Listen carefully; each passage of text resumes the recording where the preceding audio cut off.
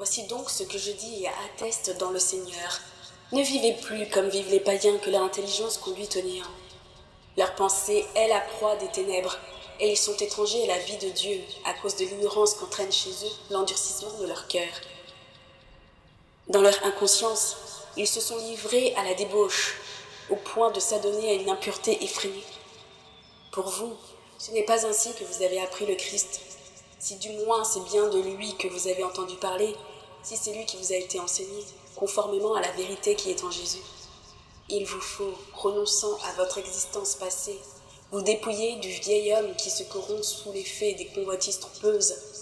Il vous faut être renouvelé par la transformation spirituelle de votre intelligence et revêtir l'homme nouveau, créé selon Dieu dans la justice et la sainteté qui viennent de la vérité. Vous voilà donc débarrassés du mensonge. Que chacun dise la vérité à son prochain, car nous sommes membres les uns des autres. Êtes-vous en colère? Ne péchez pas. Que le soleil ne se couche pas sur votre ressentiment. Ne donnez aucune prise au diable. Celui qui volait, qu'il cesse de voler. Qu'il prenne plutôt la peine de travailler honnêtement de ses mains afin d'avoir de quoi partager avec celui qui est dans le besoin. Aucune parole pernicieuse ne doit sortir de vos lèvres, mais s'il en est besoin, quelques paroles bonnes, capables d'édifier et d'apporter une grâce à ceux qui l'entendent.